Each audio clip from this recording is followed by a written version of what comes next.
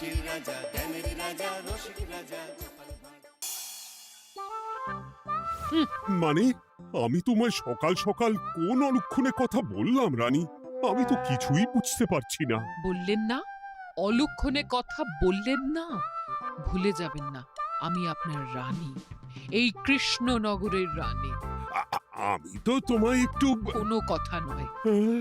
নিজের কাজ নিজে করুন, বুঝলেন? অন্দরমহলে আমার অনেক কাজ আছে। নিজের কাজ নিজে করব? আমি তোমার স্বামী, আমি তোমার কাছে এইটুকু আবদার করতে পারি না? হ্যাঁ,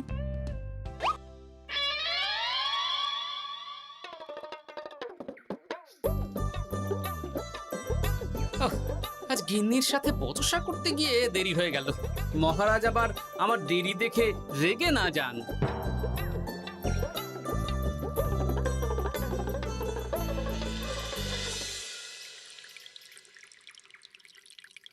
হ্যাঁ, তুমি কথাটা খুব একটা মন্দ বলনি মন্ত্রী। এতে রাজ্যবাসীরও উপকার হবে আর রাজকোষেরও খুব একটা চাপ পড়বে না। তাহলে মহারাজ সব ঘরে ঘরে এই বার্তা পৌঁছে দিই। কি এত বড় সাহস তোমার? আমার মুখে মুখে কথা বলছো? যাও, বেরিয়ে যাও বলছি আমার চোখের সামনে থেকে। তোমায় আর দেখতে চাই না। আমি আবার কি বললাম মহারাজ? কি বললে মানে? কি বলতে বাকি রাখলে শুনি? বলছিলাম কি, অপরাধ নেবেন না মহারাজ, সেনাপতি তো। চুপ, একদম চুপ। আমি মরছি নিজের জ্বালায় আর তুমি ওই ভুল ভাল বলে আমার মাথা বিগড়ে দিতে চাইছো? মহারাজ রেগে আগুন, এই ছিলেন ঠান্ডা, এই তো মুখে হাসি ছিল, এখন হাতে ডান্ডা। কি বললে কবি? তুমি আমায় অপমান করলে? যাও, এক্ষুনি তোমরা সবাই দূর হয়ে যাও আমার সামনে থেকে। কাউকে চাই না আমি।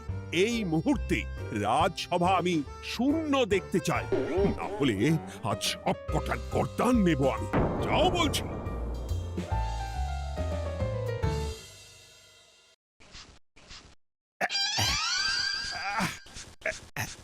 আহা, একটু শান্তি হলো। ভেবেছিলাম রাজসভায় করব তাই রে নাই রে, রাজা দিলেন ঘাড় ধাক্কা, এখন সবাই বাইরে। সে তো তোমার জন্য, তুমিই তো বেমক্কা একটা এমন কবিতা বললে। আহ, কেন এইভাবে চড়ছেন মন্ত্রী মশাই? দোষ তো আপনারও। আপনি তো কি একটা বলে রাজা মশাইয়ের মাথা গরম করে দিলেন। আমি আবার কি বলেছি? আরে মহারাজ তো সেনাপতির উপর রেগে গেলেন। আরে বাবা, আমি আবার কি করলাম? পণ্ডিত মশাই কি সব বলে দিলেন, তখনই তো মহারাজ। এই আমার নামে একটা অসাধু বাক্য বললেই আমি কিন্তু। এ কি কাণ্ড! কৃষ্ণনগর রাজসভার সভারত্নরা বাইরে বের হয়ে কি মহা হট্টগোল শুরু করলেন। মহারাজ সবাইকে একসাথে ঘাড় ধাক্কা দিয়েছে। ওরে বাবা, এতগুলো ঘাড়ে রাজামশাই একসাথে ধাক্কা দিলেন কিভাবে? আচ্ছা, দোষটা কে করলো? দোষ করেছে ও, দোষ করেছে ও। দোষ করেছে ও। দোষ করেছে ও। এবারেও কেউ একমত হতে পারলেন না কে দোষ করেছে। হ্যাঁ, আচ্ছা বেশ, কি হয়েছে কেউ একটা খুলে বলুন দেখি। আমি বলছি, মহারাজ বেশ খোশ মেজাজি ছিলেন, কিন্তু হঠাৎ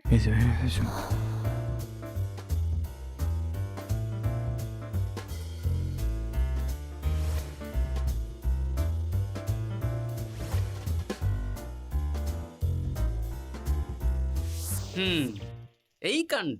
এ তো ভারী অদ্ভুত রোগ মনে হচ্ছে। মহারাজের আচমকা মাথায় রক্ত চড়ে গেল নাকি? হ্যাঁ, মহারাজ আপনাদের রাজসভায় ডেকেছেন। ওরে বাবা না, যাবো না গো আমি, আমার কাছে আমার প্রাণ সবচেয়ে দামি। আমিও যাব না, নির্ঘাত মহারাজ গর্দান নিতেই ডাকছেন। আমিও যাব না গোপাল, আমারও প্রাণের বড় মায়া। আচ্ছা, এটা কি কোনো কথা হলো? হ্যাঁ, প্রাণের মায়া কার নেই বলুন তো? আর মহারাজ যে গর্দান নিতেই ডাকছেন তার কি কোনো মানে আছে? অন্য কারণও তো হতে পারে। তুমি কি করে বুঝলে? হ্যাঁ, বুঝতে পারিনি, তবে আন্দাজ করেছি। তোমাদের কথাতেই শুনলাম মহারাজ খোশ মেজাজেই ছিলেন, সহসা রেগে গেছেন। আবার যে সহসা খোশ মেজাজেই ফেরেননি, তাই কি বলা যায়? এটা তুমি বলনি তো মন্দ। চলো সবে ফিরিয়ে আনি রাজসভার ছন্দ। আরে গোপাল, এসো এসো এসো। তা এত দেরি করলে কেন? বাকিরা কোথায়? তারা আসছেন মহারাজ। আপনি তাদের ডেকেছেন, তাদের ঘাড়ে কটা মাথা যে তারা আসবেন না। কিন্তু মহারাজ, আমি অন্য কথা ভাবছি। কি কথা গোপাল?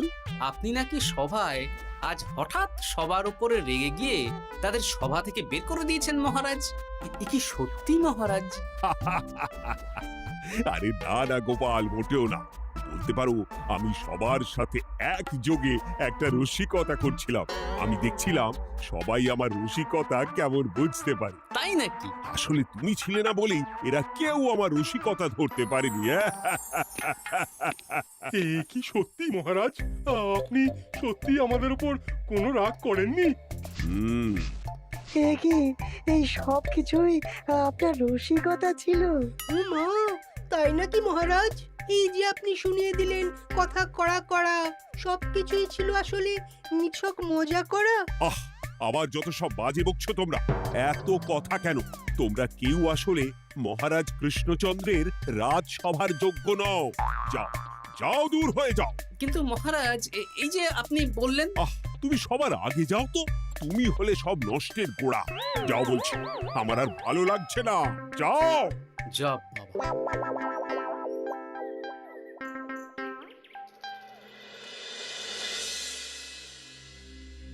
কি বুঝছেন? না না না, আমি তো সবই ঠিক দেখছি রানীমা। হ্যাঁ, এটা ঠিক যে নারীর গতি কিঞ্চিত চঞ্চল বটে, তবে তা তো হতেই পারে। বাকি সবটাই ঠিকই আছে। তাহলে এমন হচ্ছে কেন? মহারাজ এইভাবে যখন তখন রেগে যাচ্ছেন কেন? আজ শুনলাম আপনাদের সভা থেকে দুবার বের করে দিয়েছেন, আবার ফিরিয়ে এনেছেন। হুম হুম হুম। আমি ওষুধ পাঠিয়ে দিচ্ছি, আর মহারাজের কিঞ্চিত বিশ্রামের দরকার। হ্যাঁ, তোমার মাথা আর আমার মুন্ডু। বলি, আমি বিশ্রাম নিলে রাজকার্যকে চালাবে শুনি তুমি, নাকি ওই অকর্মার ঢেকি মন্ত্রী? না মানে ওই আমি। যাও, আর আমার কথা বলতে ভালো লাগছে না। আমাকে একটু একা থাকতে দাও।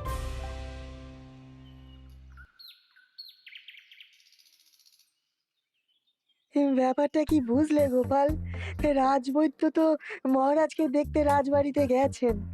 কি মনে হয়? গতকালও আমি যখন বাগানে গেলাম,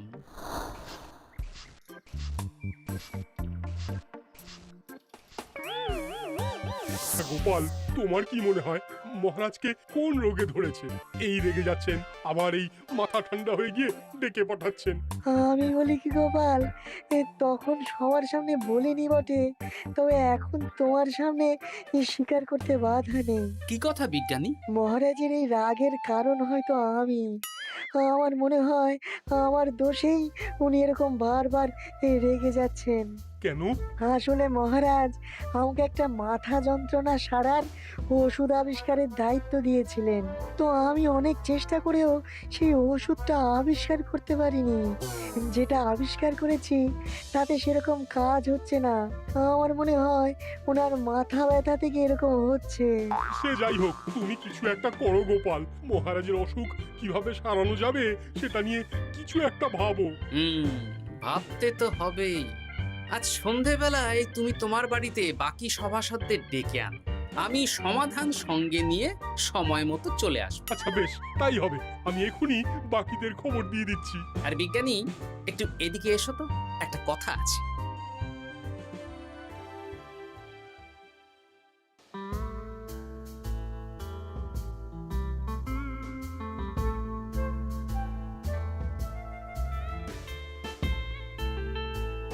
গো, বলি এইভাবে ঘুরলে কি মহারাজের ব্যামো সেরে যাবে? তা সারবে না। তার চেয়ে এক কাজ করি, কিছুটা আলু আর ছোলা সেদ্ধ করেছি, তার সাথে নুন, লঙ্কার গুঁড়ো আর লেবু দিয়ে মেখে আলু কাবলি বানিয়ে দিই, কি বলো? হ্যাঁ, দাও দাও দাও, মন্দ হয় না।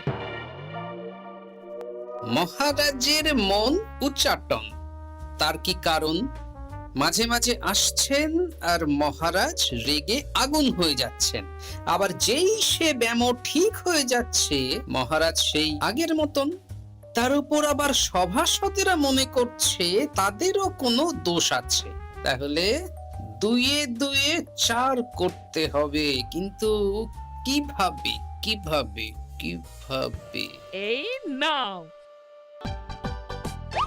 আলু কাবলি খেয়ে পেট ঠান্ডা করে নাও দেখি। হ্যাঁ, বেশ কিছুদিন আগে বিজ্ঞানী লেবুর রসের জাদুর কথাই তো বলছিল। আচ্ছা গিন্নি, তুমি তোমার বিয়ের সময় তোমার বাবার মুদির দোকানের একটা কাঠের ছোট বাক্স পেয়েছিলে না, যাতে শ্বশুর মশাই মোহর রাখতেন? উমা, সে বাক্স তো ঝুলকালি মেখে আছে গো, তা দিয়ে তোমার কি হবে? ঝুলকালি লেগেছে? বাবা বাবা বাবা, তাতে তো আমার কাজ আরো ভালো হবে। যাও যাও যাও, নিয়ে এসো দেখি। আমি ততক্ষণে বেশ খানিকটা অদৃশ্য কালি বানিয়ে ফেলি। না না, আমি তো বলছি মহারাজের কোনো রোগ নেই, সামান্য উদ্বেগ ছাড়া আর কোনো সমস্যাই নেই মহারাজের। তাহলে মহারাজ আমাদের এই তুর্কি নাচন কেন নাচাচ্ছেন শুনি, মস্করা করে? তাই তো উত্তর জানা চাই তো।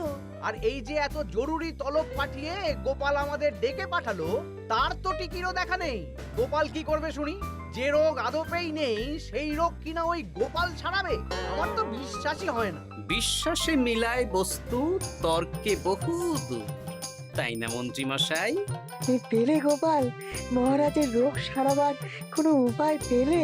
আচ্ছা গোপাল, রাজবৈদ্য বলেছেন মহারাজের কোনোই অসুখ নেই, তা তুমি কি সারাবে শুনি? হ্যাঁ, রোগ হয়তো রাজবৈদ্য মশাই ধরতে পারেননি, কিন্তু কিছু তো আছেই যার জন্য মহারাজ এমন আচরণ করছেন, তাই না? তা তুমি বলো না মহারাজ এমন কেন করছেন, আর কি তার সমাধান? এক এক করে বলি। আমি ভেবে দেখলাম এর জন্য আমরাই দায়ী। বলো কি?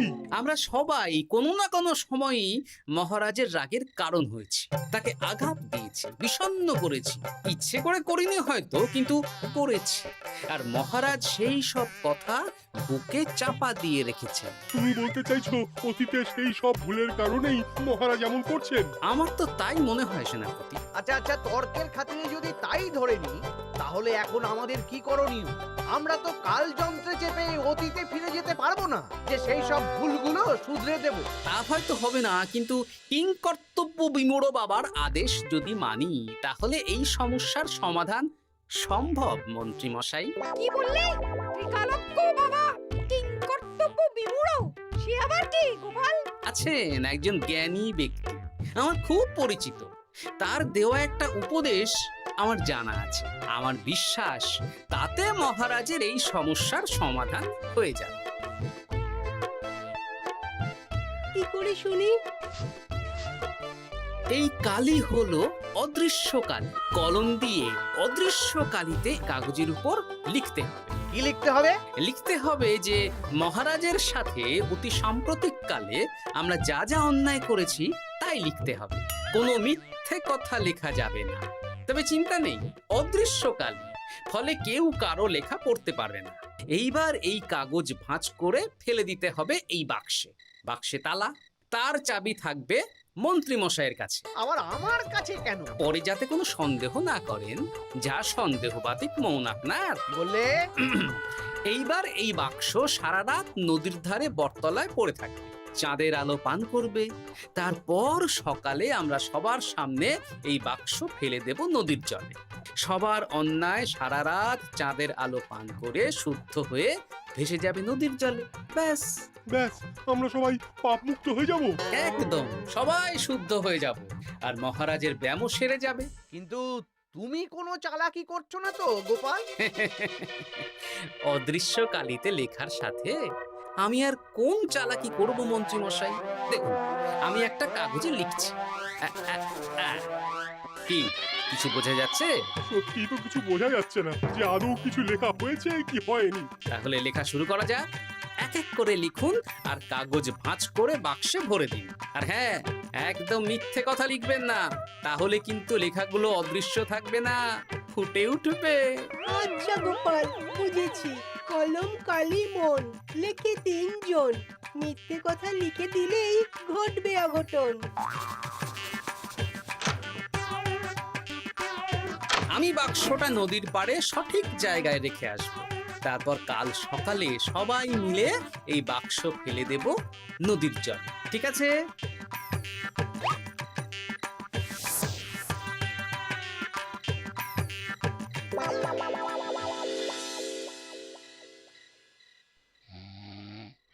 কথায় আছে, মনে যা আসে বলে যাও, ভুলেও লিখো না, তাহলেই বিপদে পড়বে। এদিকে কেমন সবাই নিজের নিজের দোষ লিখে বাক্সে ফেলে দিয়েছে। ভাগ্যিস আমি সবার লেখা কাগজগুলো রাতের অন্ধকারে বের করে আনলাম।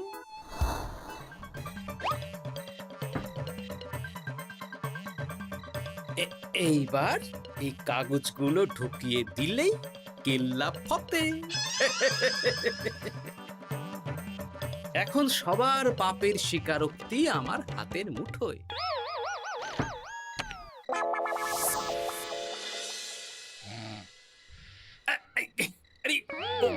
ও মা গো, ও বাবা গো, অগিনি বলি, নাক ডেকে তো ঘুমোচ্ছ, আর পিঠটা একটু চুলকিয়ে দাও দেখি। এই জন্যই তো মাথাটা যায় গরম হয়ে। আরে এই সহজ ব্যাপারটাই তো আমি বুঝতে পারিনি। মহারাজের অসুখ তাহলে এই। যাক, এই রাতের বেলাতেই একসাথে একটা ঢিল পেয়ে গেছি। এক ঢিলে মারবো 2 পাখি। রাজার অসুখও সারবে, আবার সব কটা পাজি শায়েস্তাও হবে।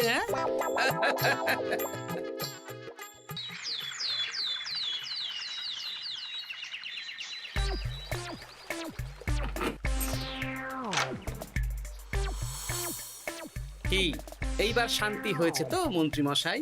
যেমন অদৃশ্য লেখা ছিল সেরকমই আছে তো? কিন্তু এতে কি মহারাজের রোগ সেরে যাবে? যাবে না মানে? মনে করুন সেরে গেছে।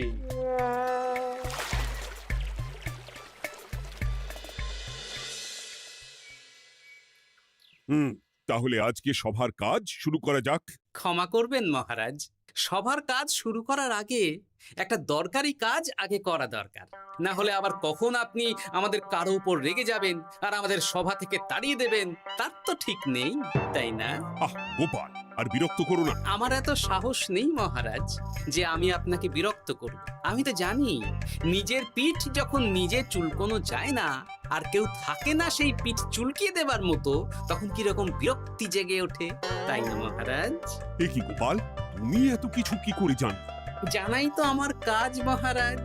আর এও জানি যে আপনার এই বিরক্তির পেছনে সভাসদগণের ভূমিকা ঠিক কি।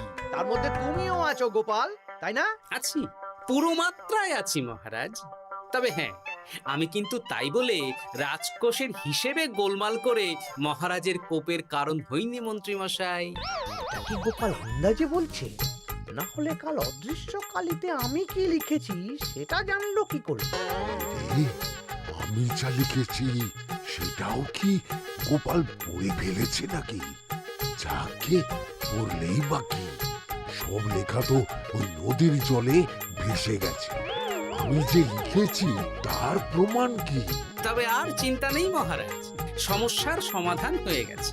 এখন থেকে আপনি যতক্ষণ রাজসভায় থাকবেন, প্রথমে মন্ত্রী মশাই, তারপর পণ্ডিত মশাই, আর তারপর রাজবৈদ্য পালা করে আপনার পিঠ চুলকে দেবে। কেন আমি কেন চুলকে দেব? না দিলে যে আপনার কপালে অনেক বড় শাস্তি ঝুলছে মন্ত্রী মশাই। রাজকোষে যে জালিয়াতি আপনি করেছেন তার স্বীকারোক্তি আমি হাজির করব যে মহারাজের সামনে।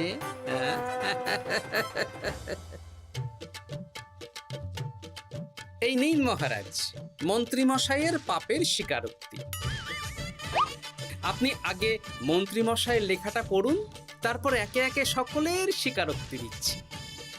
এ কি মন্ত্রী, তুমি রাজকোষ থেকে 500 মোহর চুরি করেছো, আর তার বদলে সেই হিসেব তুমি পুকুর পাড় বাঁধানোর খরচ হিসেবে দেখিয়েছো। এই সেরেছি, এটা ফুটে উঠলো কি করে? সে অনেক কাণ্ড মন্ত্রী মশাই, বাকিদের সবারটাই আছে, এত জেনে কাজ কি? না না, জানতে তো হবেই। তাহলে শুনুন, এই অদৃশ্য কালি আসলে লেবুর রস। গতকাল রাতে আমি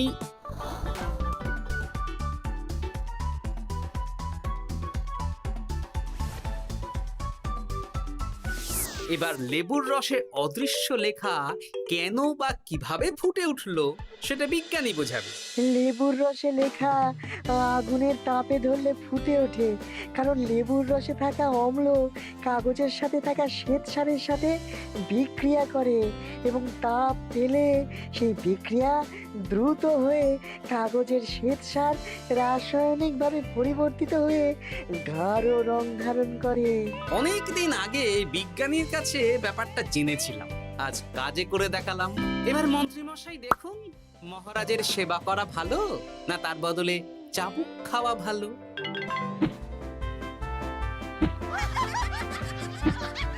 ওরে বাবা না, না, উফ!